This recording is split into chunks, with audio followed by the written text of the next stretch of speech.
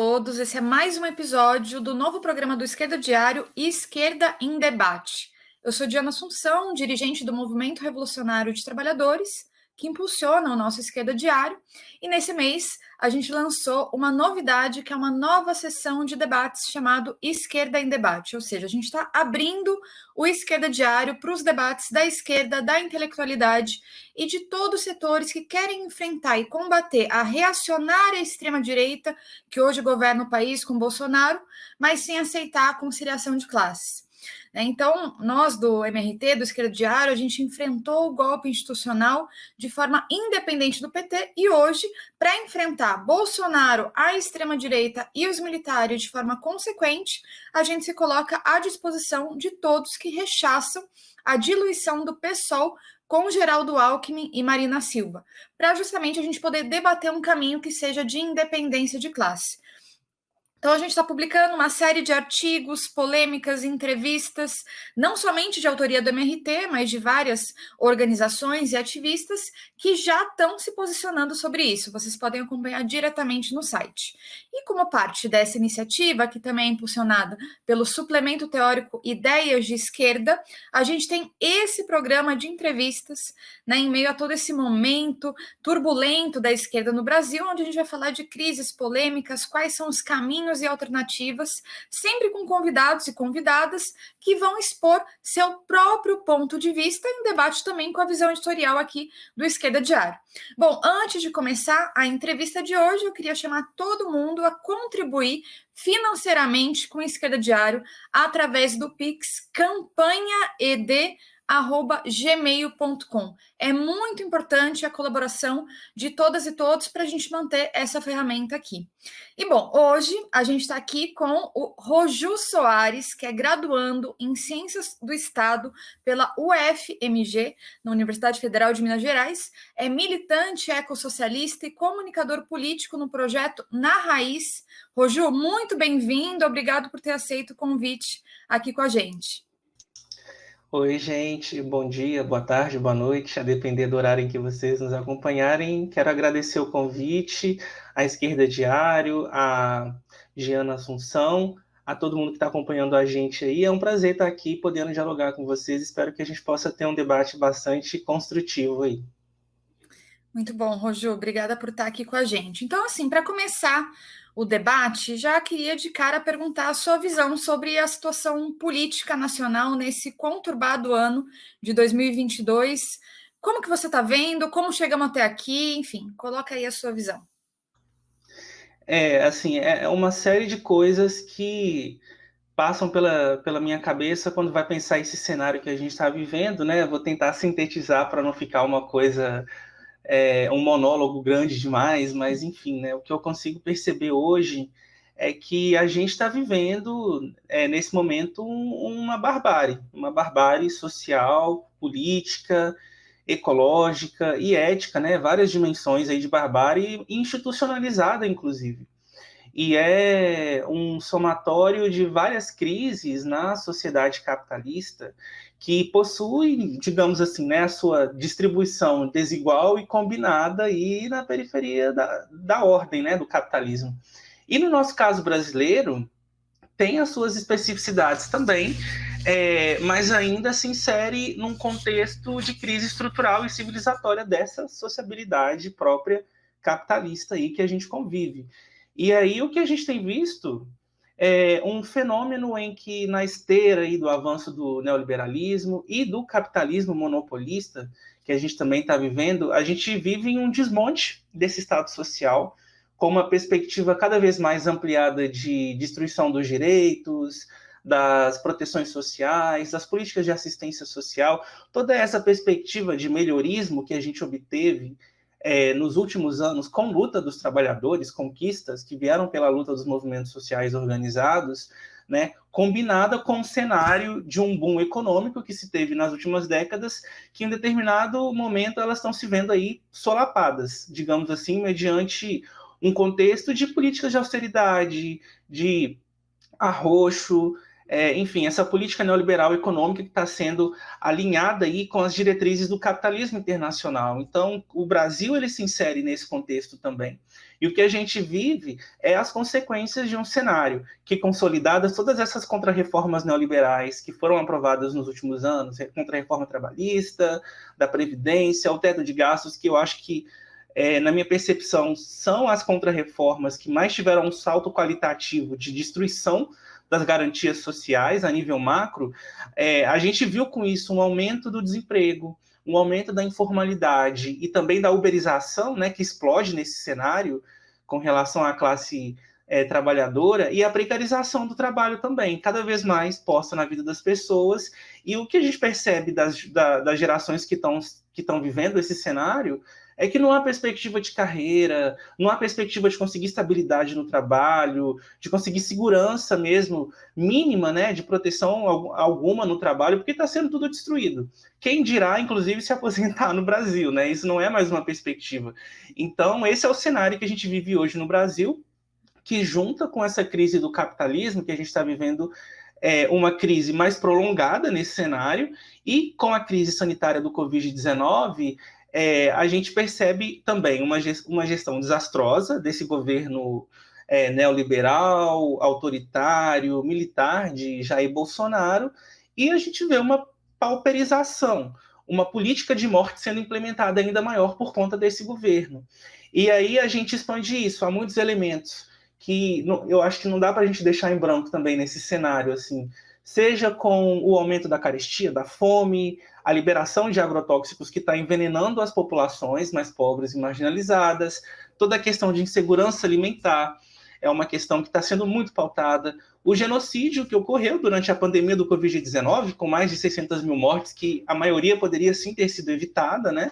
Então, o que a gente percebe foi um projeto político que não criou condições de isolamento real e distanciamento para a população se proteger contra a transmissão do vírus, e isso somado com a lógica de difundir, né, o negacionismo científico, que eu entendo que não conseguiu vingar totalmente na população, porque a gente tem uma população brasileira que, em grande medida, se vacinou com as 2 doses das vacinas, então o discurso anti-vacina não preponderou da forma como ele havia, talvez, premeditado, né? Ainda assim acarretou em mortes, ainda assim acarretou em vítimas que acreditaram nessa narrativa de hidroxicloroquina, do não uso de máscaras e proteção, distanciamento como medida de segurança. Enfim, as sequelas estão aí, e a pandemia também não acabou. E esse alastramento da pandemia também é fruto dessa política de morte.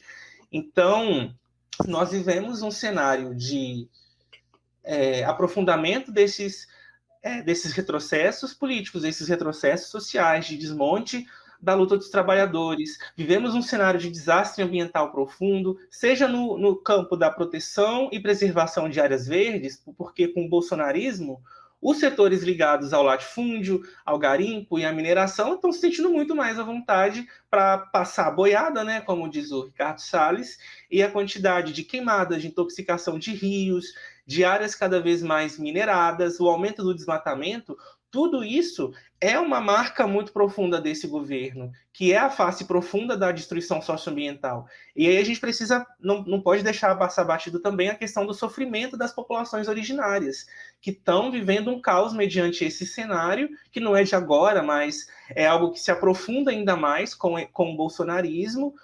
O acontecimento, inclusive, o acontecimento recente com o estupro e morte de uma criança Yanomami, foi algo que demonstrou a crueldade e a barbárie que nós estamos vivendo, né? O desaparecimento de uma comunidade inteira demonstra também a contradição disso aí. E aí a gente tem a política entreguista, seja com o constante desmonte, tentativa de privatização da Petrobras, seja com a tentativa de desmonte das universidades públicas, essa proposta que foi colocada de buscar cobrar mensalidades nas universidades públicas, que é praticamente pavimentar o terreno, né, para a privatização do ensino superior, no momento em que, apesar de toda evasão estudantil e cortes de bolsas de pesquisas, que também é parte desse processo de sucateamento, nós ainda vivemos um cenário onde a população mais pobre e racializada tem conseguido mais acesso à universidade, sobretudo pela política de cotas raciais e socioeconômicas, que foram uma conquista também dos movimentos sociais, do movimento negro.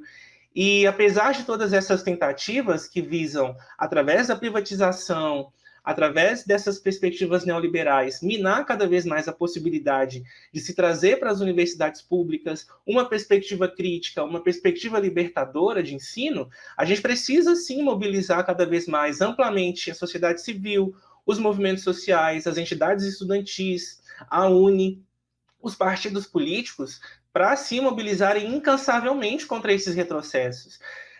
A pauta ela não pode se esgotar nas ruas na mobilização só para o pleito eleitoral, como se isso fosse resolver o nosso problema, né, Diana?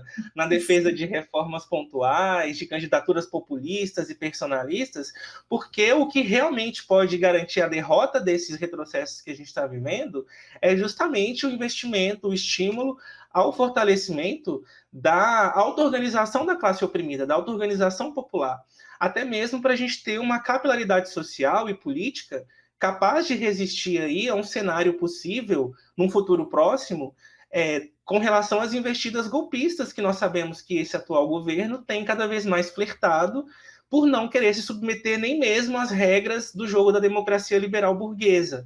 Mas só que com as bases desmobilizadas, com a lógica de derrota do fascismo, aqui entre aspas, sendo tocada apenas pela via eleitoral, inevitavelmente a gente não vai dar conta de sustentar nenhuma instituição que dê substância mínima ao que restou de direitos sociais e para a defesa das liberdades democráticas dos setores mais oprimidos, sobretudo mulheres, LGBTI+, indígenas, as negritudes, pessoas com deficiência, que são segmentos sociais que estão mais sofrendo com essa política neoliberal e desse governo aí proto-fascista. Então, a gente precisa resistir com relação a isso e, enfim, né, de forma mais solta, assim, o que eu tenho visto desse cenário nacional é isso, um cenário muito pessimista, mas que a gente ainda pode contar com amplas mobilizações, com ampla resistência dos setores que se organizam por conta da precarização da vida e que, ao meu ver, está ali a resposta, ali a fagulha para incendiar esse país, para conseguir fazer de fato uma resistência consequente contra o bolsonarismo, a extrema-direita e a lógica liberal de fazer política também, né? Sim, esse é bastante o desafio, né, que a gente está agora. Como enfrentar Bolsonaro, Mourão, os militares, todos esses setores, mas enfim, não se conduzir a um caminho de conciliação de classe, né? Porque justamente esse caminho de conciliação de classe nos trouxe até aqui também, né? A gente, até no começo do programa, estava colocando, né, esse enfrentamento com o golpe institucional, né, que foi o impeachment da Dilma em 2016, era um momento muito importante, né, para a esquerda estar ali bastante linha de frente contra o golpe, porque era um movimento da direita, né, reacionária, que estava querendo ataques mais profundos do que o PT estava fazendo, mas era possível enfrentar o golpe institucional sem concordar com o PT, né, ou seja, de forma independente do PT. Nossa visão, esse é um elemento importante, porque a partir desse momento, a gente vê uma degradação autoritária do regime, né? Porque o regime político passa a ter um peso nas instituições, a ter um peso muito grande, né? O judiciário, né? Quase que um partido judiciário que decide, arbitra sobre a política nacional. Bom, o peso dos militares, né, que de repente faz um tweet para ameaçar, né, outros setores, enfim, então acho que isso é muito importante e também vejo como um elemento fundamental esse enfrentamento, né, no marco de uma perspectiva, né, socialista, revolucionária, pensando justamente o nível de ilusão das massas, né, nessa democracia dos ricos, né, como você também tinha comentado, parece muito importante a gente enfrentar todo esse regime. E aí, assim, para te perguntar uma questão que eu acho que é um símbolo um pouco da situação que a gente está no país, que foi o caso do Genivaldo. Enfim, não tem nem palavras para expressar o quão aberrante foi e selvagem, né, esse assassinato, mas ele expressa justamente essa situação política que a gente está no país e a situação dos negros, né, em particular. Então, eu queria te perguntar um pouco, enfim, o que você teria para comentar sobre esse caso em particular e sobre essa situação da violência policial, né, em relação aos negros também em particular. Como que você vê isso hoje, como isso se conecta com essa luta contra o bolsonarismo?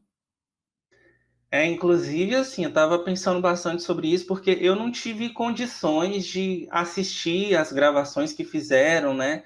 Eu li os relatos, inclusive, quando eu li as descrições que foram colocadas nas redes sociais, me fez um paralelo com o assassinato de George Floyd nos Foi Estados 2 Unidos. anos depois, né, na mesma data. Sim, e a gente percebe o quanto que, por mais que não seja a política militar norte-americana, a polícia militar norte-americana, as táticas de guerra, as táticas de militarização, elas permanecem muito conectadas, né? E aí, uma coisa que até me preocupa também, às vezes, o modo como nós, à esquerda, expomos essas violências nas redes sociais, porque é uma violência tão brutal que, às vezes, se a gente não toma um cuidado de como isso é colocado, se torna também uma espetacularização da morte de pessoas negras que está acontecendo de forma deliberada, assim, no Brasil, mas no mundo de um modo geral.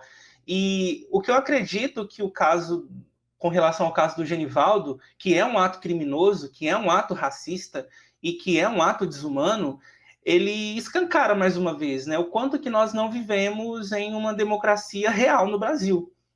Especialmente por isso, como você trouxe, a gente tem uma polícia militar. A gente tem uma polícia militar que usa táticas de guerra contra a sua própria população majoritariamente negra, né? Majoritariamente racializada.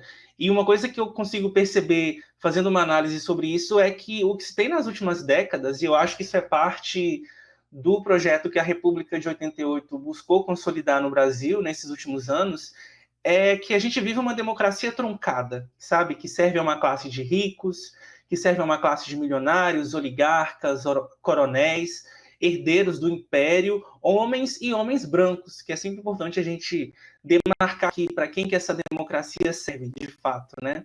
É uma democracia que ela jamais se pretendeu avançar para populações marginalizadas e racializadas, como pessoas negras, como imigrantes, sobretudo imigrantes latino-americanos, asiáticos, que vêm da África, enfim, indígenas, quilombolas, povos asiáticos e outras minorias étnicas. Nunca se pretendeu, enquanto uma democracia, para essas populações, porque ela não possui capacidade para isso. Uma democracia que se pauta, desde a sua essência, na conservação de privilégios das camadas que sempre centralizaram a política, que sempre centralizaram a economia e o poder, que é uma democracia que nunca se propôs de fato a enfrentar de forma frontal e estrutural esses privilégios, não tem uma capacidade real de superação do racismo, né? Inclusive de ser ampliada para a grande maioria da população. É uma democracia para os ricos, como você trouxe assim, e autoritarismo e morte, né? Militarismo para os pobres, porque é assim que o Estado chega, né? O Estado não chega muitas vezes na forma de assistência, de proteção, mas ele chega como forma de repressão, como forma de necropolítica. E aí, bom, o que a gente vê, o que soma o problema do caso do Genivaldo, que é a questão da saúde mental também, né? Porque é uma pessoa com problemas mentais, problemas psiquiátricos, e que isso também não foi levado em questão, e a gente há poucos dias estava falando sobre luta antimanicomial também, né? Então, não é democracia para corpos como o de Genivaldo. E como não foi democracia para muitos outros corpos negros racializados, corpos como Ágata, corpos como João Vitor, corpos como Amarildo, como Moise, como Marielle Franco. E a gente precisa dizer que defender a democracia liberal, ainda que a gente esteja situado numa conjuntura de ofensiva de extrema-direita e de avanço do reacionarismo, como é que nós estamos vivendo hoje, é deixar de lado também uma alternativa de sociedade que coloque como centralidade os interesses desses setores que são desumanizados, que são explorados, que não são assistidos por essa democracia que a gente vive. A República Brasileira, é sempre importante a gente pontuar, ela é fundada em cima do sangue das populações negras, né? Em cima do escravismo, em cima do colonialismo, do massacre dos povos originários, na superexploração de trabalho dessas pessoas, no feminicídio, na desumanização das populações LGBTI+, e para termos uma democracia radicalizada e popular, é preciso que a gente rompa, que a gente se proponha a romper com as bases do colonialismo, desse capitalismo dependente periférico que há no Brasil, que é agroexportador, que é latifundiário, que é imperialista e que é, por sua vez, racista também. E que essa democracia que foi colocada pelos moldes da Constituição de 1988 nunca se propôs a fazer. Então, eu acho que o que esse elemento coloca para a gente é que é isso. Assim, a gente pode até viver numa democracia, mas que não é uma democracia para o povo, não é uma democracia que nos atende, que nos assiste, e que não é o suficiente nem para nós, enquanto esquerda, fazer o jogo de que, por conta do autoritarismo que a gente está vivendo, defender esse modelo vai, de fato, proteger a vida das populações negras, porque nunca protegeu. Nunca protegeu, nunca houve democracia na favela, nunca houve democracia na periferia, nunca houve democracia nos territórios, nas aldeias, de populações indígenas, e não é defendendo esse modelo, não é defendendo a pactuação com a burguesia que a gente vai conseguir, de fato, estender a democracia para essas populações. É preciso construir uma outra alternativa realmente popular e que seja democrática para nós, não para eles, né? Sim, até porque a Constituição de 88 foi tutelada pelos militares, né? Então isso já diz muito, né? Desse processo todo, assim. Eu acho importante essa questão da violência policial, né? No Brasil, porque é um tema muito importante, porque se liga diretamente à formação das classes no nosso país, né, das classes sociais, já que, inclusive, para uma burguesia que se amadurece num país totalmente marcado pela luta negra, manter sob controle uma classe trabalhadora que é herdeira da luta contra a escravidão, né, aqui pensando tanto na maioria negra, né, que compõe a classe trabalhadora, mas também os povos indígenas, como você tinha citado, que, enfim, protagonizaram muitas lutas contra a escravidão, o roubo de terras, enfim. Ou seja, eu acho que tudo isso também ajuda a explicar por que a polícia mais letal do mundo está aqui no Brasil também, né? Tem essa história, né, da luta de classes, né? Por isso que, enfim, acompanhando a tradição marxista, na nossa visão, a polícia é preciso dissolver a polícia, né? A gente não vê um outro programa, uma outra reivindicação que não passe por isso diretamente, né? E, bom, colocado esse tema, é super importante da gente, enfim, não somente pelo fato em si, mas porque é uma luta que segue, né? Ou seja, a luta por justiça, pelo Genivaldo, por justiça das vítimas das chacinas no Rio de Janeiro, tudo isso é uma luta que segue, a gente está junto nisso. Eu queria já diretamente entrar num debate que diz bastante respeito ao nosso programa, que é o Esquerda em Debate, né? A gente quer debater também quais são as discussões que estão acontecendo agora. Então, assim, para ir diretamente, obviamente, eu quero perguntar sobre a sua ruptura no PSOL. Né, acabou de ser publicada uma carta de ruptura, né, que eu queria, em primeiro lugar, saudar todos os companheiros e companheiras que assinam essa carta, dizer que a gente já publicou no Esquerda Diário, né, nessa sessão aberta do nosso diário. Essa carta, inclusive, assina, além de você, companheiros também como Plínio de Arruda Sampaio Júnior, Marinalva Oliveira, que são companheiros e companheiras que estiveram aqui no nosso programa, inclusive também debatendo os caminhos, né, da independência de classe. E, enfim, eu estive lendo também, né, a carta, né, o conteúdo que vocês colocaram, e tem uma parte que vocês falam assim, né, é hora de buscar novos rumos. Na luta política é impossível não cometer erros, que sejam novos erros. Né, vocês colocam isso na carta.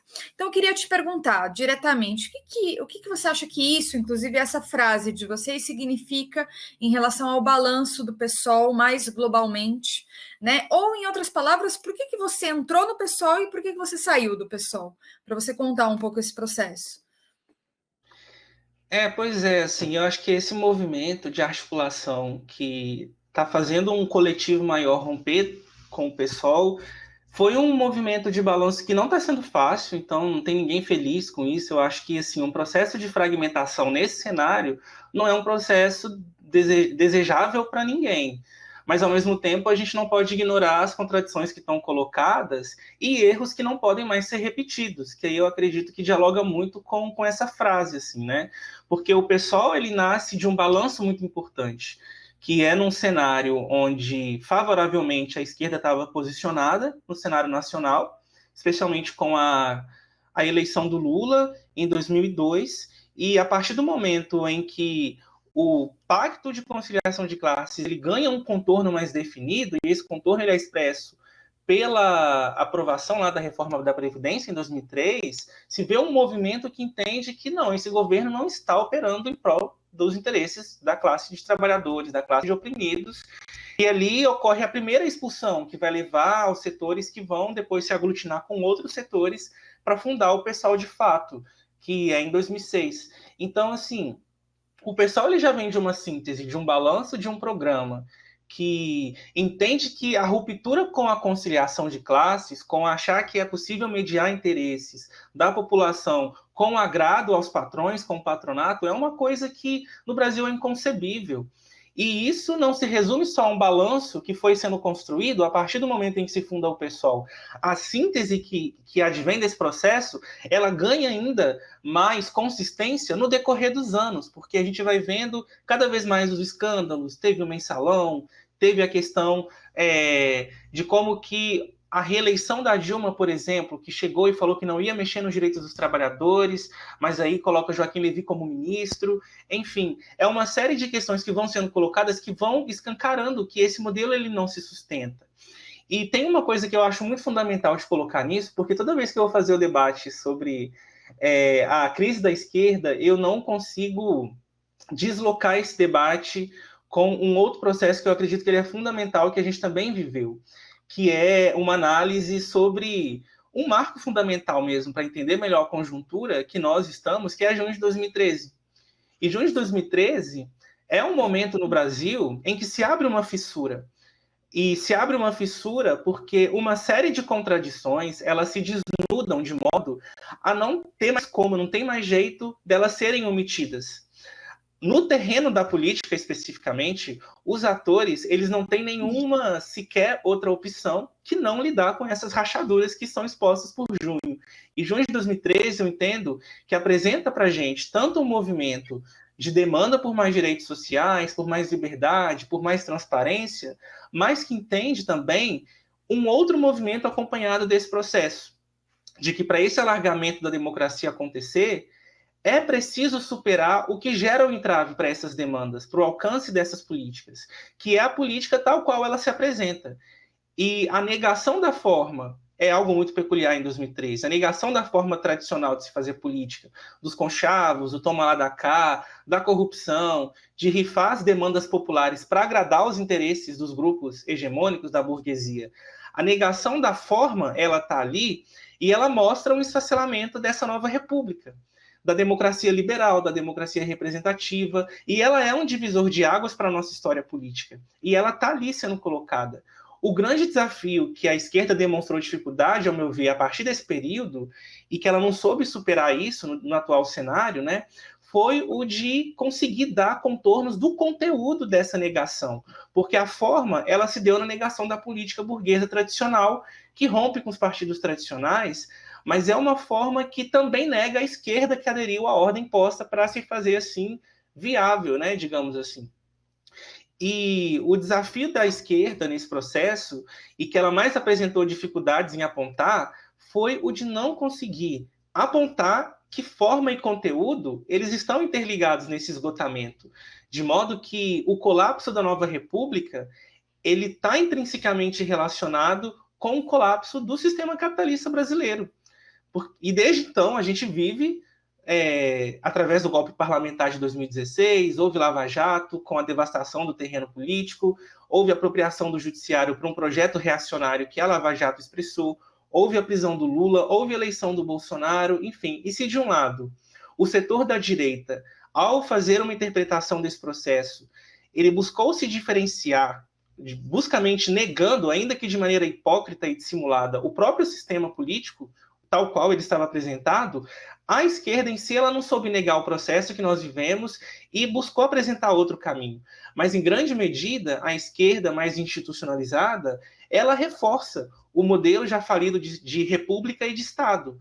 Então, a defesa do Estado e da mesma democracia que promoveu a chacina na Vila Cruzeiro, que permitiu com que Marielle Franco fosse executada pelo vizinho do atual presidente e que perpetua, inclusive, a violência política contra mulheres diuturnamente, cotidianamente, continuamente no parlamento. Por exemplo, isso é o que a esquerda tem conseguido apresentar como possibilidade, defender esse modelo de democracia que não protege nem as vidas da própria esquerda no parlamento. Então, é a defesa do que já está posto. E nós temos visto quanto que vários partidos, várias organizações, sobretudo trotskistas, o que me entristece profundamente, e faço esse balanço também, estão abrindo mão de defender um programa de radicalização, estão abrindo mão de defender um programa de transição, como o próprio Trotsky elaborou, né, uma frente única revolucionária e socialista, para apostar suas fichas na derrota da extrema-direita por vias institucionais, procedimentais e defendendo o social-liberalismo como projeto de sociedade.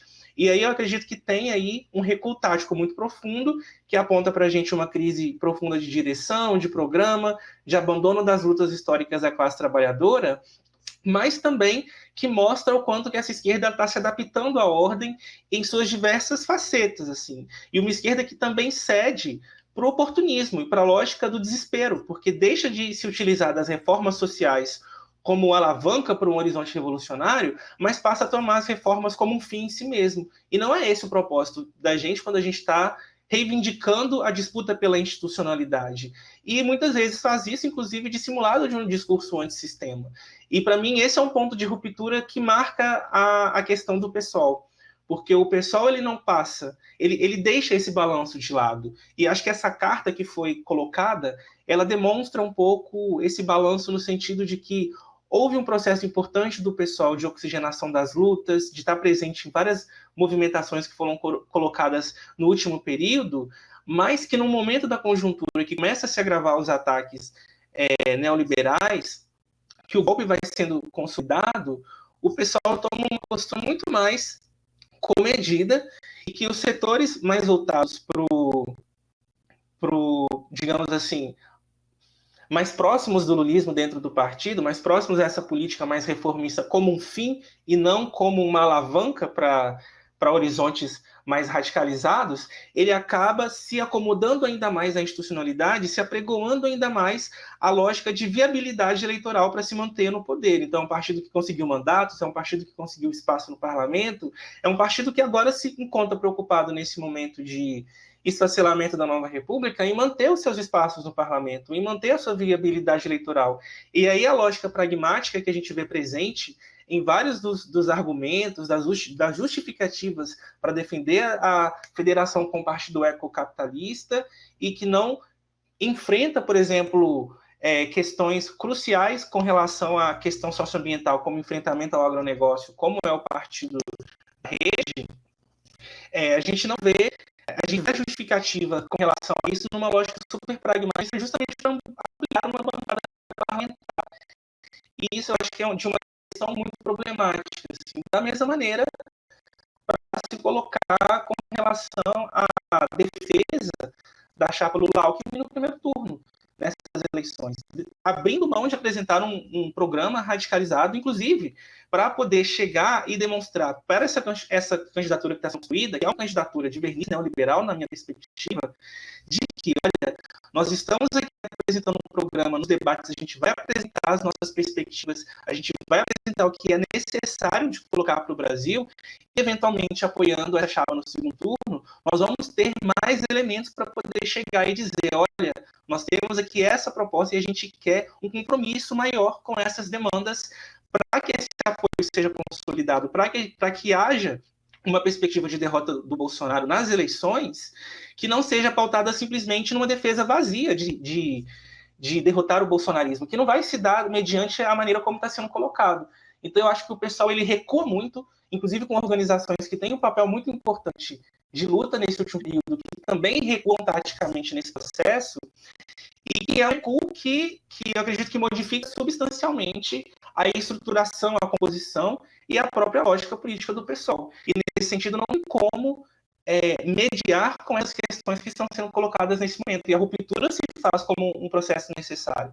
Então, eu acho que a carta ela traz muitos elementos nesse sentido, de que foi um processo de degeneração que foi ocorrendo, e também que foi minando cada vez mais a possibilidade de defesa, de ampliação do debate com a base, dentro do próprio partido, para que essas decisões fossem tomadas de maneira unilateral. Então, na medida em que os espaços de base, as setoriais, os núcleos de base vão sendo dispersos, vão sendo desmobilizados, porque tem setores da militância que estão ali querendo entender mais os debates nacionais, que estão ali chegando e questionando algumas decisões que estão sendo tomadas sem ampla discussão com a base, esses espaços vão sendo tomados como espaços a serem esvaziados deliberadamente. São espaços que vão sendo despolitizados do debate, e quando o debate chega para setoriais, para os núcleos de base, chega de forma tardia, que é justamente para tentar interditar esse contraditório, para tentar interditar esse processo de oposição, que para um partido que se diz democrático, para um partido que se diz defender a pluralidade de posições, eu acredito que isso é inconcebível, assim, independente da emergência da conjuntura, uma posição política de tamanha dimensão, como federação com partido burguês, de tantas contradições como a rede, ou apoio a uma chapa abrindo mão de defender um programa independente de classe, não pode ser tomada dessa maneira, mesmo dissimulado, falando que não, teve eleição de Congresso, as direções foram tiradas democraticamente, mas esse debate nem no Congresso foi posto. Ele sempre foi tardiamente colocado, sempre foi deixado para ser colocado nas bilaterais, sempre foi deixado para ser depositado nas decisões tomadas por gabinetes, nos bastidores do partido, e a militância de base foi alijada de participar do debate. E isso é uma coisa inconcebível. Eu acho que isso extrapola todas as possibilidades de construção e permanência dentro desse partido e demonstra que o compromisso do partido não é com os militantes de base, não é com a mobilização da militância, é com a permanência de uma estrutura dentro de um espaço institucional a todo custo. E isso é reflexo do momento que a gente vive também.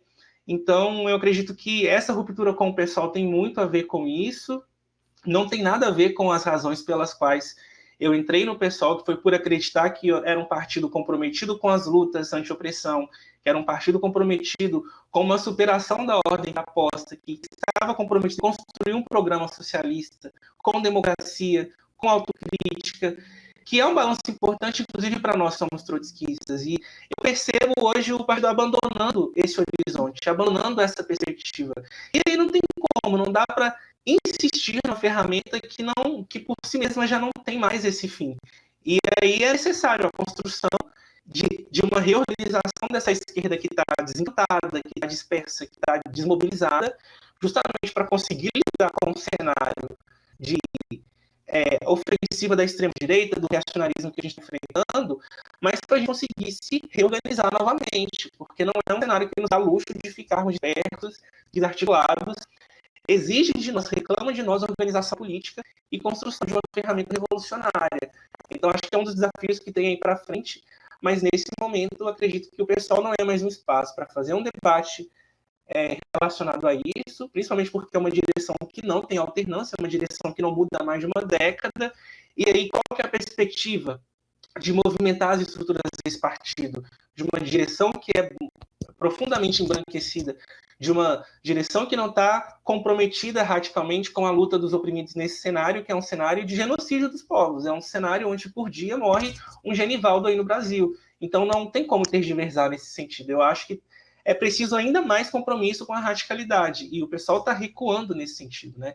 Então, para mim, a saída tem que ser pela reafirmação do horizonte estratégico e político que a gente defende, a reafirmação do nosso programa, a reafirmação da independência de classe, sem sectarismo, obviamente, entendendo que a gente vai ter que fazer alguns diálogos, sim, mas a gente não pode assumir certas posturas de forma tão acrítica como está sendo colocado, de forma tão adesista e oportunista, inclusive.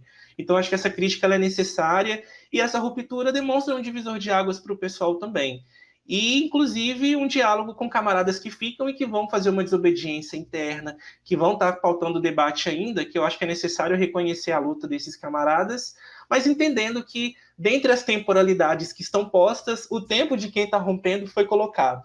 E aí a gente está saindo e vai buscar construir as ferramentas de luta da maneira como for, porque não se resume só às eleições, não se resume a um partido especificamente, né? O partido é um instrumento, mas se ele se torna obsoleto, a gente busca por outras ferramentas, constrói outras ferramentas, se necessário, e eu acho que é isso que está posto. O que não pode é a dispersão, né? O necessário agora é fazer o balanço crítico, que eu acho que a carta pontua, aprofundar isso e buscar com que os próximos erros que a gente cometa não sejam os mesmos que o pessoal está cometendo, não seja um recuo ao passado, não seja uma apologia romântica ao passado, a um passado que nunca existiu, inclusive, é da gente realmente entender o presente e pensar um futuro melhor para a gente construir daqui para frente.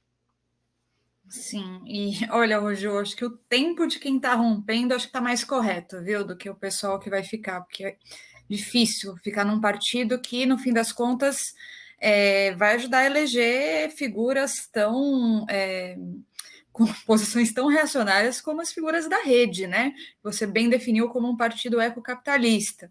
E as pessoas não parecem muito tristes, não. O mês está para lançar um fã-clube da Heloísa Helena, né? A principal anti-aborto, né? Que milita contra os nossos direitos das mulheres.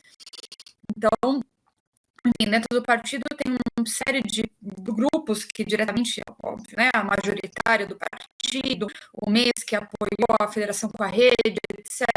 E tem outros setores que decidiram ficar, né, como você definiu como uma disputa interna. A gente teve os colegas da TST, tiveram aqui também com a gente colocou essa divergência, digamos assim, porque, obviamente, uma situação de isolamento importante da esquerda radical, né, da extrema esquerda, no momento de pressão muito grande da frente ampla, né, mas que justamente é necessário ter um setor que busque se agrupar em um polo de independência de classe, que busque retomar a discussão, né, sobre qual é a ferramenta que a gente precisa construir frente a tudo isso, me parece muito importante. Por isso, saúdo a decisão de vocês nesse momento. E você, enfim, você resgatou vários debates que não vai dar para entrar em tudo, mas me pareceram importantes. A discussão sobre junho de 2013 me parece chave esse debate, porque ele ajuda a entender depois, né, o que vem a ser o próprio golpe institucional. A gente chama de institucional, você colocou como golpe parlamentar, né? A gente coloca institucional por um motivo muito específico, que é não deixar o judiciário de fora dessa articulação, porque se você põe só parlamentar, é só o parlamento. Já acha que são as instituições do regime, como o judiciário, né? E até mesmo as Forças Armadas, né? Os militares que atuaram também nesse processo, né? Para nos atacar mais. Então, eu acho que é bem. E depois o assassinato da Marielle, que foi uma ferida aberta, né? Desse processo todo. Eu achei muito importante os elementos que você pontuou, e aí eu queria dialogar um pouco com você sobre essa questão do PSOL, da própria carta que vocês soltaram, porque assim, eu acho que a carta de vocês aponta vários elementos bastante corretos, interessantes para a discussão, mas o que eu queria daria para a gente pegar vários, cada ponto quase, né? Mas eu queria concentrar num debate específico, que é a relação entre o que está acontecendo agora e o debate sobre o pessoal das origens, porque eu acho que isso é importante, né? Na carta vocês reivindicam o projeto que estava colocado no momento do surgimento do PSOL, né? Você também comentou um pouco isso, né? Que o PSOL nasceu e cresceu até a primeira metade da década passada, conduzindo-se com o melhor do legado da participação popular e da luta de classe no Brasil. Mas, ao mesmo tempo, né, vocês apontam que a prática política nunca foi além dos marcos do horizonte eleitoral, né, isso você ressaltou bastante, e que, como vocês falam na carta, né, o debate sobre a superação do programa democrático popular foi sistematicamente bloqueado.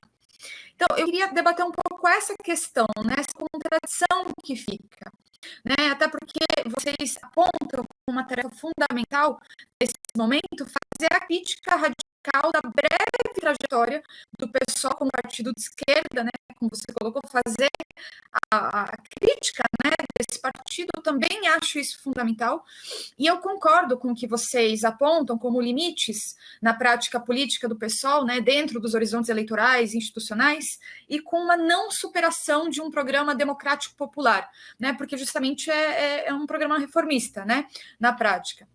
E, inclusive, sem democracia interna, né? Como vocês apontam, né? Eu agregaria que não é só um problema de não ter a democracia interna e os espaços de base, mas é ter um controle do partido pelos parlamentares e pelas figuras públicas, né? Ou seja, tem uma diferenciação entre o militante e a figura pública, etc. Que, enfim, isso é um negócio, no mínimo, muito burocrático, mas que envolve várias egotrips também, enfim.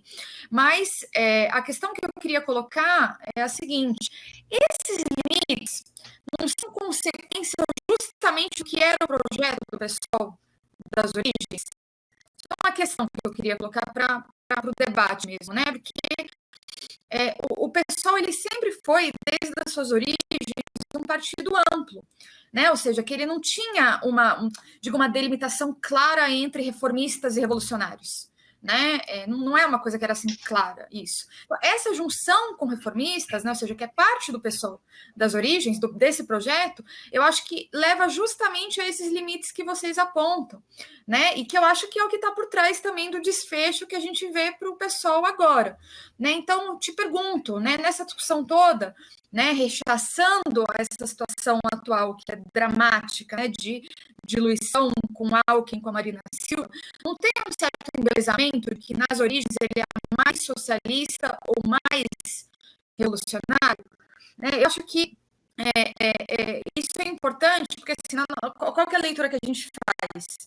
Né? O PSOL, naquele momento, né, em que pese a importante luta contra a reforma da Previdência, que teve naquele processo, um processo de reorganização e etc., já estava se constituindo como um partido de tendências que deixava espaço para setores reformistas e com um programa que passava longe da luta pela tomada do poder. Né? Porque uma coisa é a gente criticar a democracia, né, digamos assim, a democracia dos ricos, etc. Mas, enfim, a nossa luta, né, do ponto de vista, nós do MRT, a gente luta pela revolução operária e socialista, pela tomada do poder, etc. Agora, obviamente, é evidente que isso não é uma demanda das massas hoje em dia, né, uma demanda não, um horizonte das massas, né, e justamente é preciso dialogar com as ilusões que estão colocadas, por isso enfrentar todo esse autoritarismo e tudo isso. Mas nunca teve esse programa, né? E o PSOL também foi parte de uma experiência internacional de partidos amplos que todas fracassaram bastante, né? O Safatli esteve aqui no programa algumas semanas atrás e ele fez uma autocrítica falando, olha, eu não tenho problema nenhum de dizer que eu achava que ia dar certo, Podemos na Espanha e o Syriza na Grécia. Eu achava que poderia ser. E não foi, né? Na verdade, não foi uma tragédia, né? O que aconteceu. Então, eu acho que eu coloco essas opiniões, essas reflexões para o debate, porque, como parte de tirar um balanço, né? Que é o que vocês propõem com a carta, desse processo do PSOL, me parece que está colocada a discussão sobre a necessidade de construção de um partido revolucionário, ou seja, um partido leninista de combate, que não existe hoje no Brasil, ou seja, não tem um partido dessa maneira, que se coloque assim. Nós da MRT lutamos para construir um partido assim, que a gente sabe que vai ser em debate, com vários setores em discussão, mas também no calor da luta de classes e no sentido de, enfim, de se preparar o melhor possível, né, para uma situação revolucionária. E eu acho que isso é fundamental. Assim, então, eu queria te colocar isso, assim, um pouco esse debate para ver o que você opina sobre essa discussão, como parte de aprofundar a discussão, agora que vocês soltaram essa carta. Me parece muito importante. Sim, inclusive esse setor que está rompendo com o pessoal é um setor bastante plural, né? Tem pessoas com perspectivas diversas, balanços também com relação ao que o pessoal representou, inclusive para as caminhadas individuais de cada sujeito ali. Então, inclusive o que eu for trazer aqui, de forma alguma eu me pretendo tomar a palavra por esse setor como um todo, né? Mas dialogar como alguém que está assim comunicando, dialogando com essa galera, mas que tem também um balanço específico sobre esse processo. Eu também tenho olhado, assim, feito uma análise de forma bastante crítica com esse processo da lógica do partido amplo que o pessoal representou nesse último período, assim, sobretudo com relação à incorporação de setores reformistas para dentro do partido, para tentar construir uma unidade maior, que talvez esteja mais voltada no programa em si, na proposta em si do PSOL, do que, de fato, se consolidou na prática. Porque, na prática, o que se percebe é justamente um terreno de internismo muito grande. Não há essa disposição para uma unidade de síntese entre os setores que ali habitam.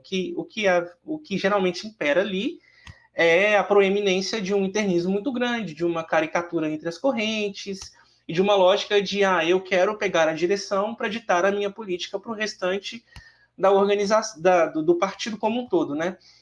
Então, eu acredito que assim, há um elemento, inclusive qualitativo, que começa a demonstrar um movimento maior com relação a essa questão do PSOL, quando há incorporação de setores reformistas ao adentrar no partido, ao se filiar ao partido, ao construírem suas organizações internamente.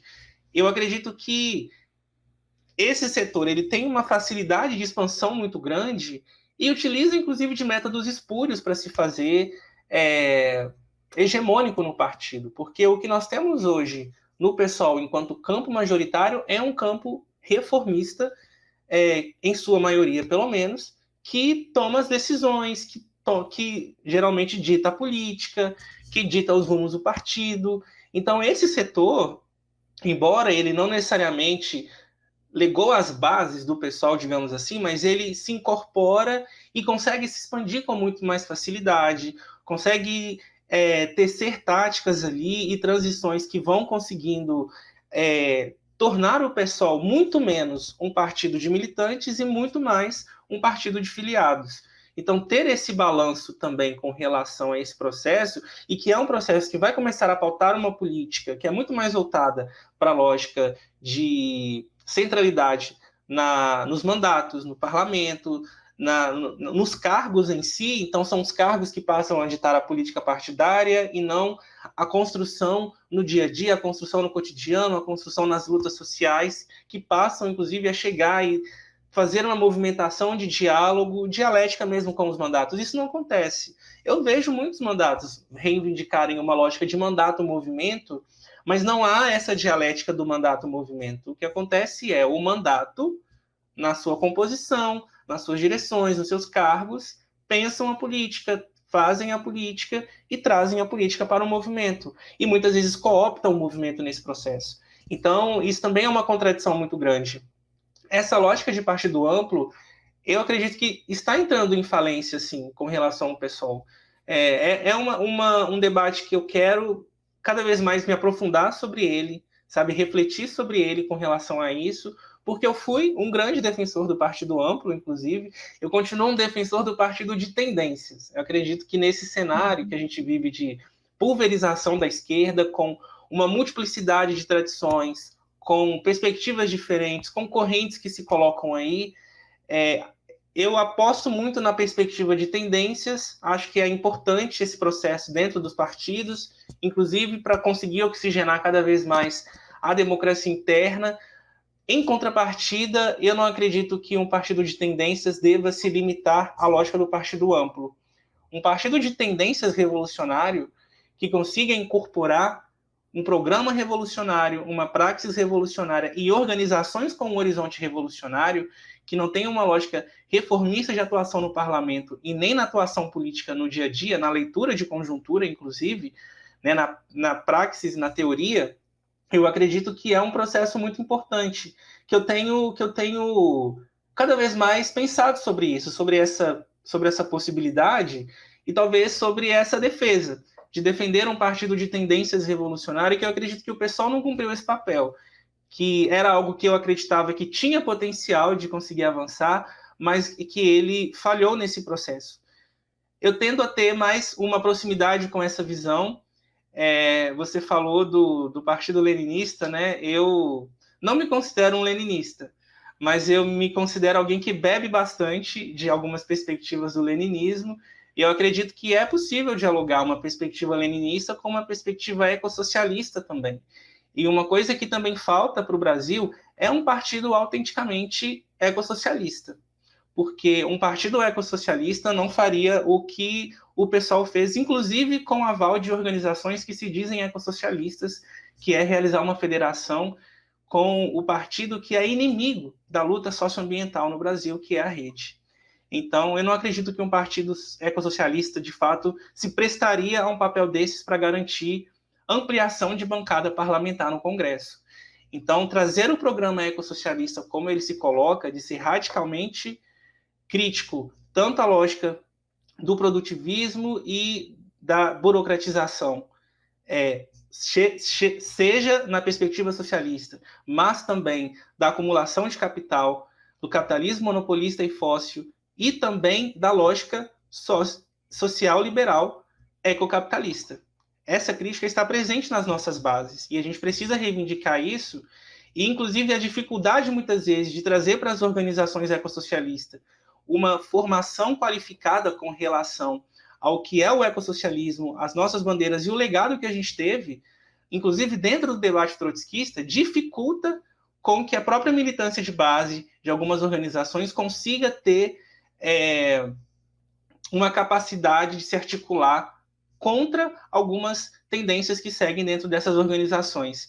Então, eu sigo também numa defesa da necessidade de construção de um partido ecossocialista. Eu acho que seria um trunfo muito grande, sobretudo nesse momento de emergência climática, a gente lidando com o resultado das chuvas que se teve recentemente, e o quanto que muitas vezes se culpa as chuvas pelos desastres que se colocam, mas não se fala sobre a lógica de ordenamento territorial, sobre a lógica de planejamento urbano das cidades, que privilegiam certas camadas sociais, certas elites, e desconsideram totalmente uma infraestrutura de qualidade para as populações mais pobres e marginalizadas. Isso é um debate que a gente está colocando no ecossocialismo, e que é um debate que coloca sobre a adaptação às condições climáticas que estão sendo colocadas.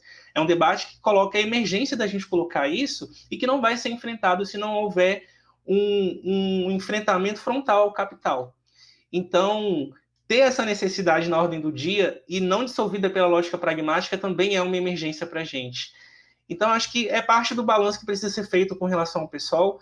A lógica de partidos amplos, eu acho que ela precisa ser, sim, revista e questionada, entender as suas limitações e entender o que a gente tem de desafio com relação a essa lógica de fragmentação que está muito presente na esquerda e como lidamos com ela para esse processo de reagrupamento, de reorganização, para a gente conseguir, de fato, uma ferramenta revolucionária, seja um partido, seja um movimento, seja uma frente, que consiga, de fato, avançar numa unidade, avançar numa síntese, que consiga contemplar esses diversos setores, sem diluir as diferenças, mas conseguindo entender as questões programáticas, as questões em comum que nós temos e que nós precisamos avançar para a construção de uma sociedade que queremos. Então, eu acredito que é por aí.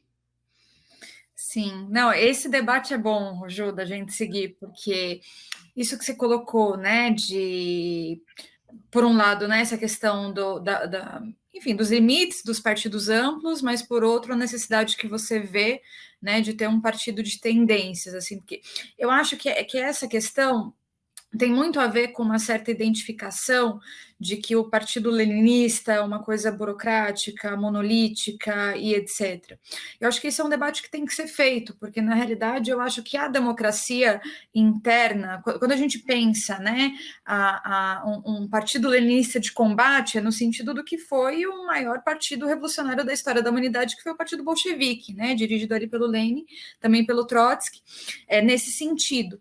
E a democracia interna, me parece que está muito vinculada a uma coesão de objetivos, né? E quando você tem um partido que ele é de tendências, né, que você fez essa diferenciação entre partido de tendência e partido amplo, mas justamente o partido é amplo porque ele tem tantas tendências que perde um pouco as fronteiras entre revolucionários e reformistas, né? Isso não significa que um partido revolucionário não vai ter uma multiplicidade de opiniões e debates e etc., inclusive a possibilidade de existência de tendências não permanentes, né? Porque senão se transformaria num partido um pouco coeso desse ponto de vista, mas eu acho que é importante, porque as experiências estão mostrando um pouco isso, assim. Então, só para te pontuar, porque também me parece, ao mesmo tempo que me parece que é fundamental uma discussão de partido, no sentido de pensar qual partido para qual estratégia, ou seja, se a gente está falando de insurreição, né? Ou seja, de revolução, de tomada do poder,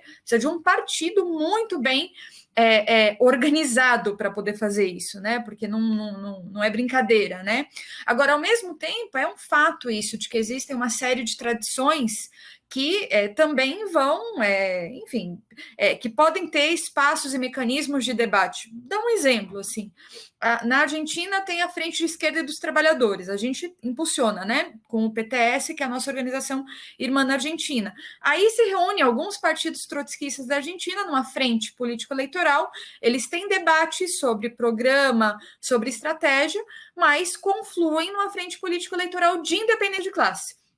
Então, isso me parece que é uma experiência muito importante, né? Agora, a construção do Partido Revolucionário, efetivamente, como eu falei, considero que aqui no Brasil ele não existe, ele necessita ser construído e a gente se coloca nessa batalha, para mim, internacionalmente também, né? Inclusive, eu estou conversando tem uns setores da esquerda que falam assim, porque a Quarta Internacional, eu falo, que? A Quarta Internacional hoje não existe, ela tem que ser reconstruída, né? Porque o SU, né, o Secretariado Unificado, acha que é a Quarta Internacional hoje, exatamente são eles, né? Então, enfim. Então, isso eu acho que é um debate que é importante. Agora, uma pergunta, hoje você falou que não se reivindica leninista, mas se reivindica trotskista? Sim, sim. Me explica essa. Me reivindico um trotskista bem aberto e bem heterodoxo, assim. Porque uma coisa que eu dialogava muito na organização que eu fazia parte, que era a Subverta, era da gente reivindicar o trotskismo enquanto um legado de tradição. Eu acredito que o trotskismo ele tem um legado de tradição muito importante, seja nos balanços que foram feitos a partir da construção da Quarta Internacional historicamente, com os balanços de caracterização, fosse do processo de burocratização e degeneração da União Soviética sob a gestão de Stalin, mas também com um processo de leitura sobre a conjuntura em si, a conjuntura internacional, sobre como lidar com o fascismo, enfim, foram uma série de elementos que trouxeram balanços importantes e que também se estenderam para vários países, para a América Latina. O trotskismo tem um papel muito importante na América Latina.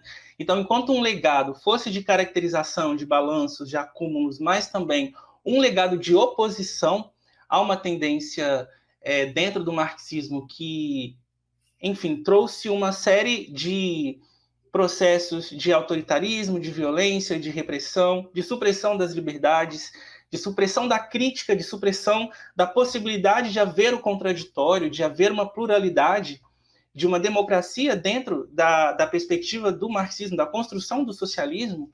Eu acredito que também traz um legado muito importante. E eu reivindico esse legado. Eu acredito que é importante de ser reivindicado. Acredito que há problemas em algumas leituras, acredito que há problemas, inclusive, com relação a algumas práticas do Trotsky historicamente, mas eu lido com relação às figuras políticas numa lógica um pouco iconoclasta, assim.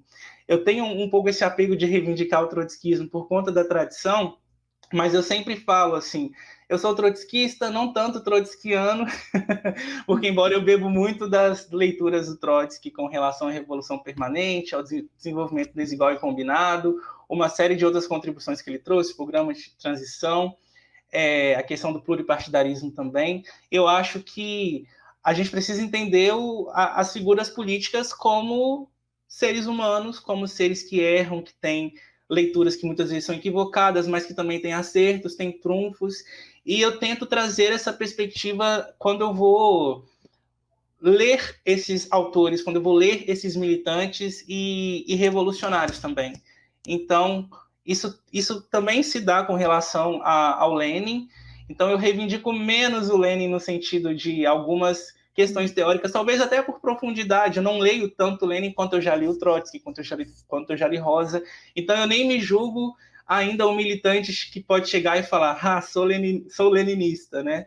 Eu acho que ainda é um processo para ser construído, mas reivindico muito o Lenin, sobretudo na lógica de atuação dos socialistas na institucionalidade, na lógica do parlamento, de um parlamentar revolucionário. Eu acredito que o Lenin tem contribuições fundamentais nesse sentido e também na lida com o Estado. Acredito que o Lenin também traz contribuições fundamentais com relação a esse debate, mas aí eu sempre falo, sou um trotskista aberto, assim, bebo de várias fontes aí, eu acho interessante fazer essas provocações, inclusive, para os trotskistas, eu acho legal isso, mas sem me fechar também com relação a isso. Gosto de ter essa visão um pouco mais aberta, entendendo que existem as referências históricas, existem as referências clássicas que a gente traz, e que também precisam de debates para oxigenar as nossas leituras.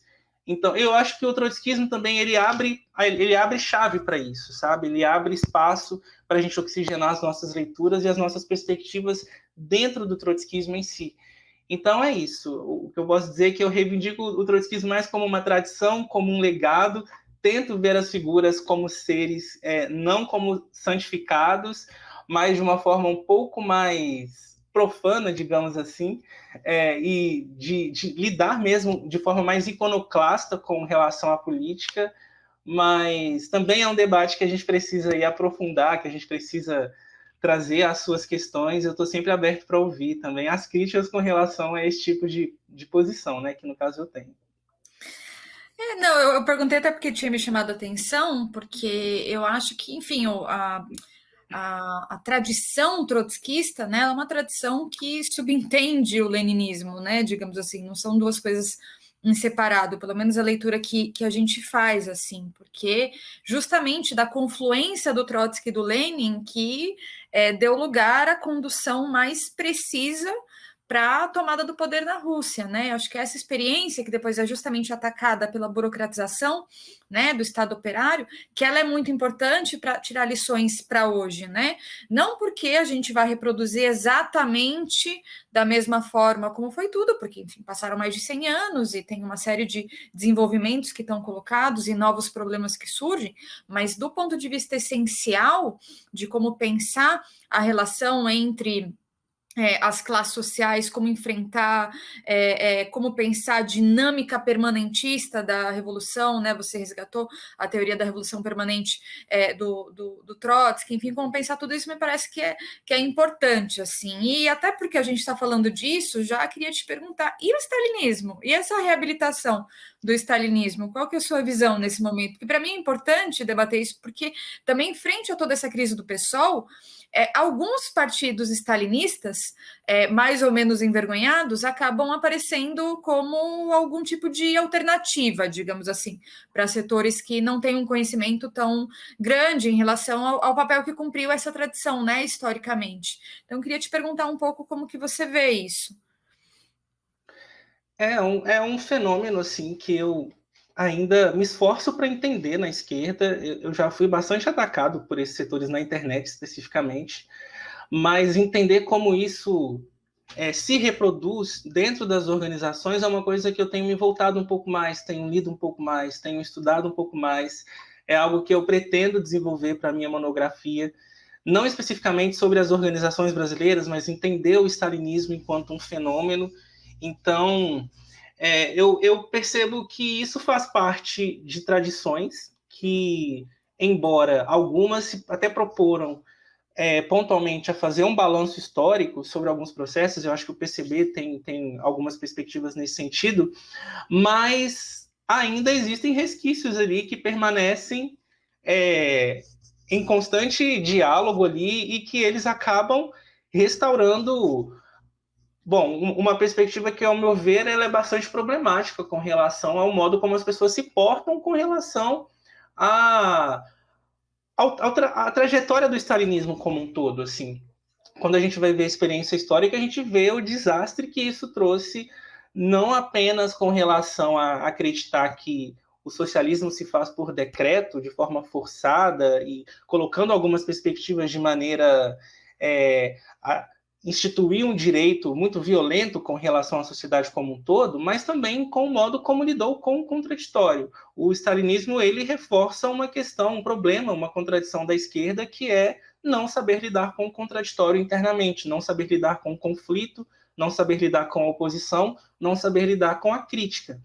E A gente pode não enfrentar isso da mesma maneira como se deu historicamente na experiência soviética, mas a gente lida isso muito na esquerda quando, com a primeira crítica que você faz, com a primeira oposição que você é taxado de revisionista, agente do imperialismo. Acredito que vocês também devem ser taxados no MRT dessa maneira por diversas leituras que vocês fazem, ou chamados de, enfim, agentes da CIA, coisas desse gênero, que é justamente uma tática que sempre foi usada para taxar os trotskistas como anticomunistas, e que é algo que foi herdado desse processo.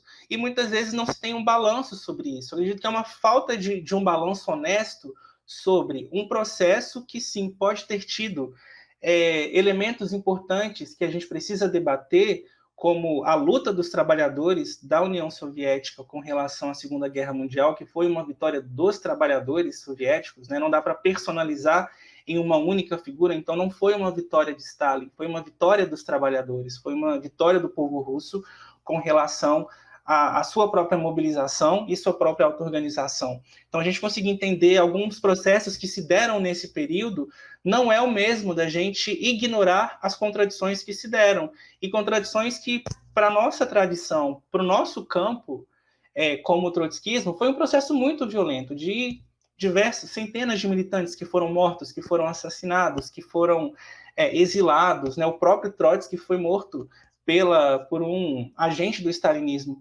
Então, a gente conseguir trazer sem tabus mesmo esse debate de dizer, olha, isso aconteceu, isso foi parte do processo, isso foram parte das contradições, sem contar as questões econômicas, sem contar outras diversas questões que também caracterizaram o stalinismo.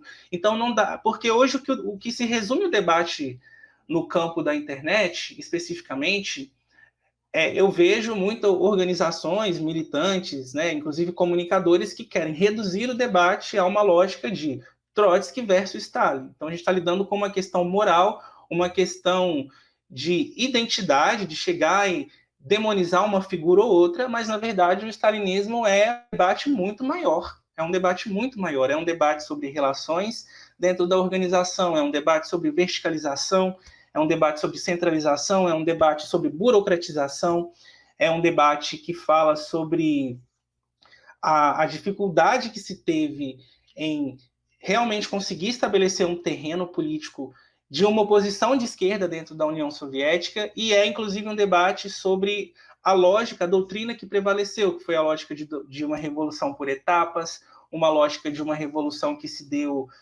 mediante a lógica do socialismo que se institui em um só país, em contraponto a uma lógica internacionalista do socialismo. Enfim, são uma série de debates, de teorias, e inclusive doutrinas que estão ali por trás desse debate. Não se resume só à questão de mistificar figuras.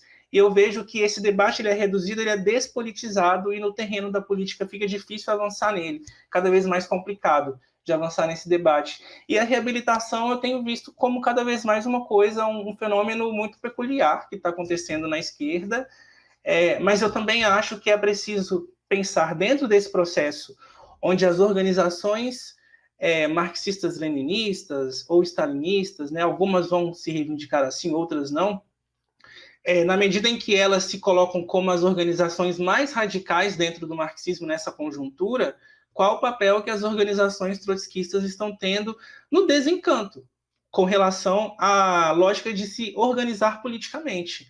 Quando eu entrei na política, há uns 8, 9 anos atrás, 7, 8 anos, eu entendia, a referência para mim no marxismo era o trotskismo. Para mim, falar de marxismo e trotskismo era redundante. Isso era a referência que eu via nas mobilizações de luta, nas defesas de posições mais radicalizadas, de defender um programa consequente, coerente com a independência. E hoje, o que nós temos hoje com relação a essa perspectiva que está sendo colocada? A gente tem organizações trotskistas que estão conseguindo se colocar enquanto uma alternativa? A gente está tendo muitas organizações trotskistas que, na lida com a institucionalidade, estão tendo uma lógica diferenciada de se colocar com relação à política. Então, eu acredito que para a gente entender, inclusive, a adesão cada vez maior a certas organizações e a certas perspectivas dentro do marxismo, a gente precisa entender também a crise do trotskismo no Brasil, sabe? Acho que o trotskismo está em crise, e está em crise com relação à fragmentação, está em crise com relação às leituras, que eu acredito que tem muito leituras equivocadas em várias organizações sobre processos sociais, históricos, políticos, sobre a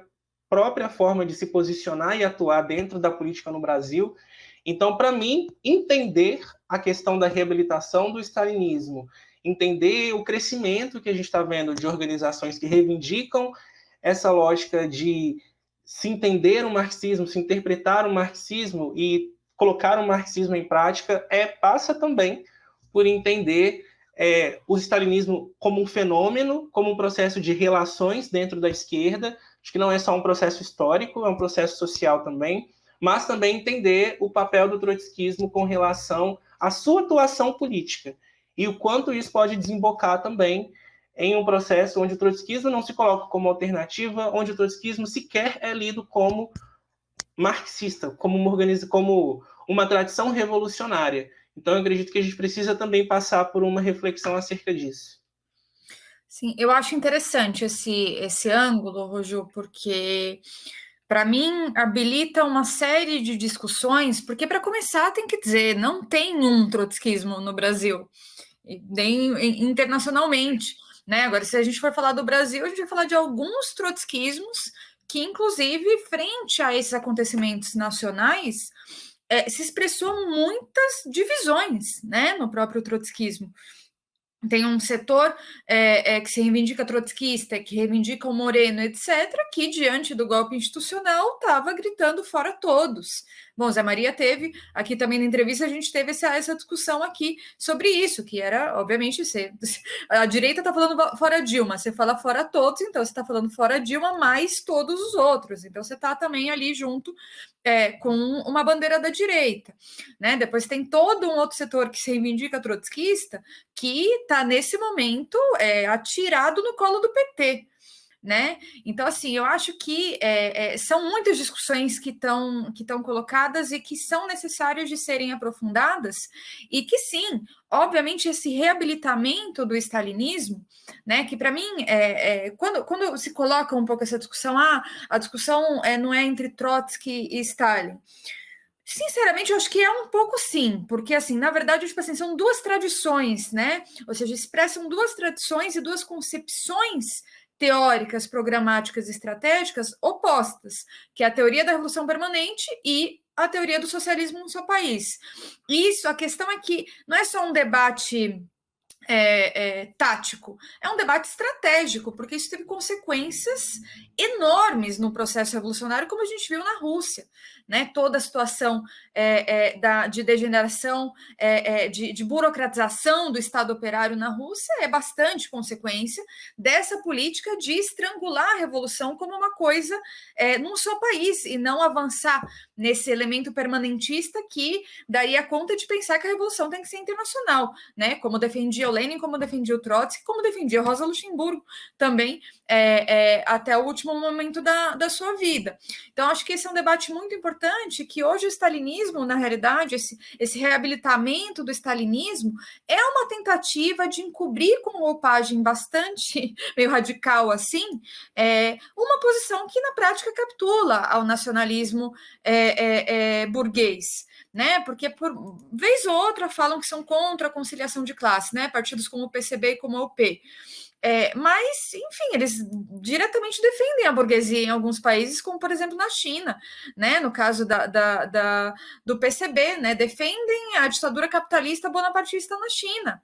Né? Então, isso é um fato. E agora, né, você até falou, né, acho que eles fazem uma autocrítica, mas ficam resquícios, né? Uma autocrítica bem, né, sei lá, meio malemar, e nesse momento estão defendendo o Putin na Ucrânia. Então, acho que também é um elemento que é importante, né? E mesmo a gente está fazendo todo esse debate do PSOL, mas o PCB e a UP também tiveram como parte dessas políticas de aliança em 2020 que o PSOL fez. Estavam com o PDT, estavam com o PSB, estavam com a rede, né? Ou seja, uma verdadeira frente ampla que a gente viu, por exemplo, no caso do Edmilson, né? Em Belém, que agora está tendo greve de professores lá que está sendo sofrendo, né? Nas mãos do Edmilson também, né? Então, enfim, né? Isso para falar do período mais recente, né? O PCB chegou até a fazer parte da coligação Lula-Alencar, né? De 2002 a 2005, ou seja, né? Aqui a gente está falando do Partido Liberal, que agora é o partido do Bolsonaro, né? No caso do Alencar. Então, assim, são questões que são bem complicadas, né? O PCR, que funda a UP, ele era aliado do MDB e do Quércia. Enfim, né? Ou seja, uma longa trajetória de conciliação de classes. Então, assim, eu acho que é um debate bem necessário e que a gente pode seguir tentando aprofundar. Mas para a gente tentar aqui terminar e terminando e conduzindo para o final nossa entrevista, nossa muito boa discussão aqui, queria perguntar um pouco no sentido das alternativas, né? Você falou um pouco sobre essa questão do ecossocialismo, que, enfim, me parece um debate, enfim, muito importante, né? Partindo da enorme gravidade que tem essa situação, do ponto limite que o planeta Terra consegue suportar os processos, né, ecodestrutivos do capital. Enfim, eu acho que é necessário, né, resgatar o marxismo revolucionário, um programa operário para enfrentar essa crise climática e ambiental, né, que ela vai sendo agravada, em particular pela extrema-direita, né? Mas, enfim, obviamente conduzida pelos capitalistas de conjunto, né? Tem alguns autores que elaboram bastante sobre isso, que defendem uma perspectiva ecossocialista, enfim, e que defendem que um programa emergencial para essa situação seria composto por medidas como o Green New Deal, né, que é levantado por setores do Partido Democrata. E sobre isso, assim, até para ver a sua opinião sobre isso e tal, eu não sei, eu acho que, ao contrário de ser um passo à frente, acaba conduzindo um pouco a revolta e a força da juventude nessa luta pelo futuro, né, em defesa do meio ambiente, de uma relação harmônica, né, com o meio ambiente, acaba conduzindo isso para os próprios estados capitalistas, em especial imperialistas, né, no caso dos Estados Unidos, que são os responsáveis também pela catástrofe. Ou seja, como se fossem eles a resolverem essa crise, né, financiando as mesmas empresas que pautam os lucros na destruição do meio ambiente, enfim. Eu acho que isso é todo um debate importante. Tem alguns exemplos interessantes de enfim, de greves de trabalhadores, como, por exemplo, a greve dos petroleiros da Total em 2020, em Grand Puy, na França. Não sei se foi uma greve que você acompanhou, depois eu posso até te mandar, mas foi uma greve que justamente tentou colocar bastante conectado, né, essa relação entre o movimento operário e os movimentos ecológicos e ambientalistas, mostrando justamente os trabalhadores como um setor interessado em fazer uma transição energética que fosse, enfim, totalmente responsável em relação ao meio ambiente, ou seja, mostrando também o potencial que poderia ter o controle operário, né? Então, enfim, queria comentar um pouco isso, porque você tinha falado um pouco dessa questão do ecossocialismo. Eu vi que esse é um tema muito importante, né, na sua elaboração, o que eu acho, enfim, extremamente necessário e interessante. Mas, para ir finalizando, fazendo esse comentário, que se liga um pouco à pergunta final que eu vou colocar, também vai nesse sentido, né? Quais são as alternativas que você vê para esse momento, né? Bom, tem setores rompendo com o PSOL, tem crise, tem desorganização, tem ceticismo, tem desânimo e tudo isso frente a essa situação. É necessário batalhar por uma alternativa, né? Eu coloquei aqui um pouco a perspectiva nossa do MRT, a batalha por construir um partido revolucionário, as coisas que a gente impulsiona, como na Argentina. Você colocou essa questão, a sua leitura e esse elemento, né, ecossocialista, mas como que você vê nesse momento as alternativas que estão colocadas, né? Enfim, a gente, alguns setores aqui, a Marinalva teve aqui também no programa, deu muita ênfase para a questão do Glauber Braga. Eu tenho uma visão de que uma pessoa que defende um programa nacional desenvolvimentista, que é pouco anticapitalista, de uma crítica em relação à política que ele levanta, mas, enfim, debati com ela também, enfim, posições, obviamente, e também o Polo Socialista Revolucionário, né, que agrupa alguns setores, a gente está participando, mas, enfim, temos, como eu expliquei aqui na entrevista, por exemplo, com o PST hoje tem um monte de divergência, na entrevista com o Zé Maria isso ficou mais claro do que não sei o quê, mas a gente vê como iniciativas importantes nesse momento para a gente tentar construir um método de unidade, um programa de independência de classe frente a tudo isso que está colocado. Então, enfim, queria para a gente finalizar que você comentasse um pouco sobre isso. Sim, sobre o ecossocialismo, primeiramente, esse debate sobre o Green New Deal tem sido um debate que tem, enfim, se ampliado em várias esferas. Eu vejo que existem ecossocialistas que estão lançados a entender mais qual é a profundidade desse debate, quais os reais impactos disso ou não com relação às questões climáticas, ambientais. O que eu acho que é fundamental de nunca deixar de considerar em qualquer tipo de contribuição nesse aspecto, né? Não é um debate que eu acompanho tanto ainda, mas para aqueles que acompanham, é sempre nunca deixar de considerar as limitações desse tipo de proposta, porque não é uma proposta que está surgindo de baixo para cima.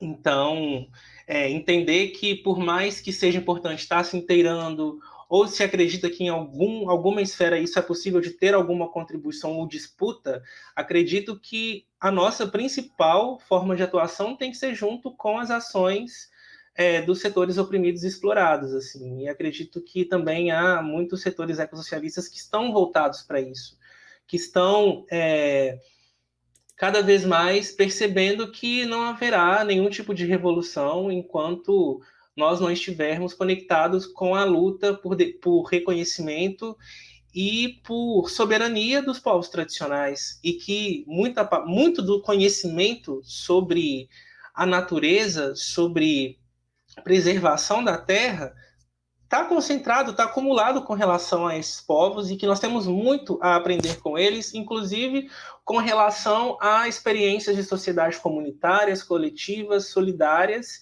que não necessariamente se colocam de imediato como socialistas, mas que nutrem valores que convergem muito com aquilo que a gente quer construir como outro tipo de mundo possível. Então, acredito que a gente estar conectado com essas lutas, conectar no contexto latino-americano, no contexto brasileiro, sobretudo, as lutas com relação à cidade, campo e floresta, entender o quanto que é inseparável as lutas, porque a devastação que a gente está vendo, que afeta a floresta amazônica, que afetam os biomas, elas atingem de forma invariável, não apenas o Brasil, né, mas a Amazônia é o pulmão do mundo, é o coração do mundo, então afeta o mundo todo. Então a gente também entender que o ecossistema que está ali também está conectado com o ecossistema que está localizado na nossa região, no lugar onde a gente vive, no nosso estado, na nossa cidade, entender que há lutas que estão também reivindicando melhorias de vida e de reconhecimento aonde a gente vive, no campo rural, enfim, tem um monte de coisas acontecendo, tem um monte de lutas e que nós precisamos estar conectados com ela. Então, a centralidade da luta, seja por transição energética, uma transição energética responsável, que esteja no controle dos trabalhadores, mas que não seja degradante à natureza não humana, ela precisa estar amparada em conjunto com a autodeterminação e auto-organização dos povos oprimidos. E acho que essa é uma questão fundamental para esse debate. E com relação às alternativas que estão sendo postas, eu não sei se vocês estão ouvindo, mas está tendo aula de violão aqui em casa, talvez esteja uma musiquinha no fundo. Não, para. Eu não estou conseguindo ouvir, mas seria ótimo também. Não, mas só para falar para vocês ambientalizarem, né? Se aparecer uma música no fundo assim, não se assustarem. Mas está tudo certo. Com relação às alternativas que estão postas, assim, eu desarticulei do pessoal ainda no começo do ano. Eu saí, inclusive, antes desse pessoal que está rompendo agora. Eu já tinha previsto a catástrofe e resolvi me antecipar. Então, eu me preservei mentalmente, fisicamente, saí antes.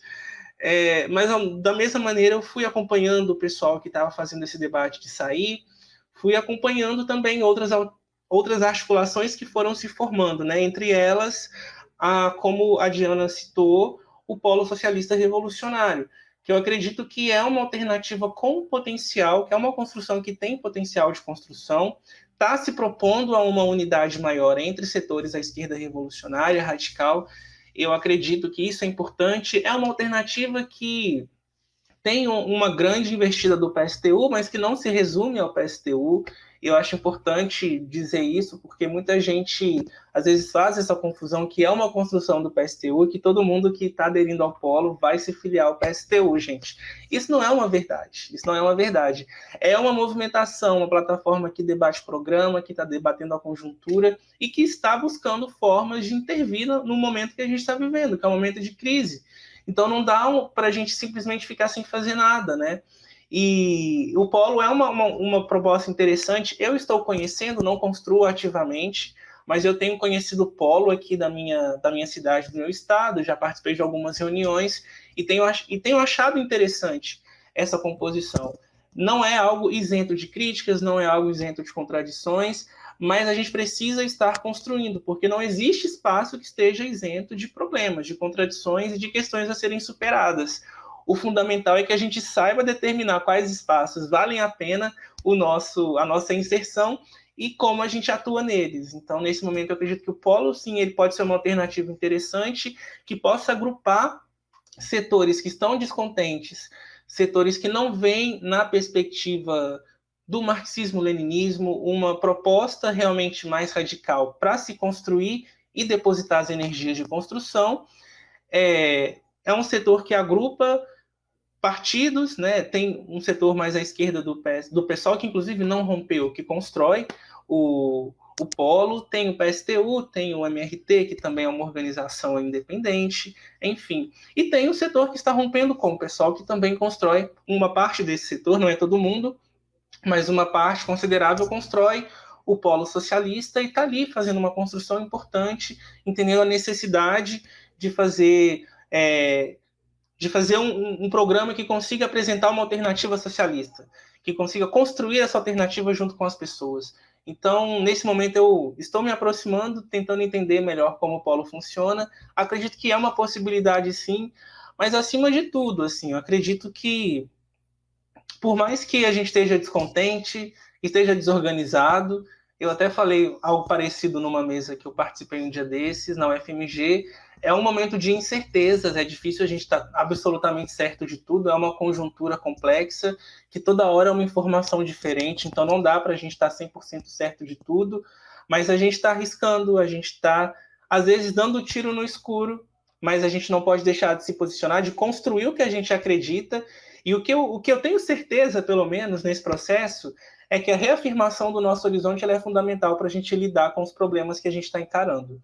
Então, reafirmar o nosso programa, reafirmar o nosso compromisso com a defesa da luta dos trabalhadores, da nossa emancipação, de um programa popular, democrático, socialista, radicalizado e que aponte a necessidade da revolução como algo a ser colocado como parte do processo de transformação dessa sociedade, é algo fundamental que a gente precisa não abandonar, sobretudo nesse momento de ofensiva reacionária, de ofensiva da extrema-direita, em que a extrema-direita está se articulando cada vez mais para atacar os nossos direitos, para atacar as nossas liberdades e para atacar a nossa vida, para nos matar cada vez mais.